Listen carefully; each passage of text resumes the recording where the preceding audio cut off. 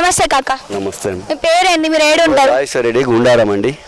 మీకు గవర్నమెంట్ నుంచి మీ రైతులకి ఏం పథకాలు వచ్చినాయి? మీకు ఏ గవర్నమెంట్ హెల్ప్ చేసింది? మాకు ఇప్పటికైతే గవర్నమెంట్ చెప్పడమే ఉన్నది మేడం. మాకు చేసింది ఏ గవర్నమెంట్ లేదు. ఒక రైతుల గురించి పట్టించుకున్న పాపాన పోలేదు. ఒక 10 సంవత్సరాల నుంచి 10 సంవత్సరాల ముందట ఎంపీగా కవిత మేడం గారు చేసిండ్రు 5 సంవత్సరాలు. ఆమె అలాగే రైతులకు మేలు చేస్తా, అది చేస్తా, ఇది చేస్తా అని గవర్నమెంట్ వెళ్ళిపోయింది. ఆ తర్వాత నేను అది ఇస్తాం, ఇది ఇస్తాం రైతులకు. అరవింద్ గారు కూడా మాకు ప్రలోభ పెట్టిండ్రు రైతుల్ని. ఆ గవర్నమెంట్ కూడా 5 సంవత్సరాలు అయిపోయింది, మాకేం చేయలేకపోయారు. ఇప్పుడున్న పరిస్థితుల్లో జీవన్ రెడ్డి గారు ఒక 5-6 సార్లు ఒక ఎమ్మెల్యే గెలిచిండు. పబ్లిక్ను పట్టించుకున్నాడు, సేవ చేసిండు. అతనే ఈరోజు మాకు ఎంపీ క్యాండిడేట్ వస్తుండు కాబట్టి వచ్చిండు. వాళ్ళ రన్నింగ్ అతను తిరగగలుగుతుండు, ప్రజల్లో చెప్తుండు.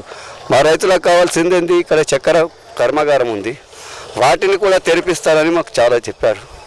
వాటి గురించి మా రైతులకు ఏంది కావాల్సింది? మాకు మేలు చేసేవాళ్ళు ఎవరైనా కానీ, ఏ పార్టీ అన్నా కానీ, మాకు పార్టీకి మేము అతీతం కాదు. రైతులు మాకు మేలు చేసిన వాళ్ళని మేము మర్చిపోకుండా ఓటేస్తాం. మాకు కావాల్సింది పనులు. ఇప్పుడు కొద్దిగా కొత్త గవర్నమెంట్ వచ్చింది, కాంగ్రెస్ హామీలు ఇచ్చిర్రు.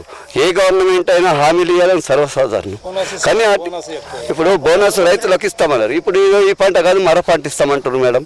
ఆ పంటకి ఇస్తారని మేము ఆశిస్తున్నాం.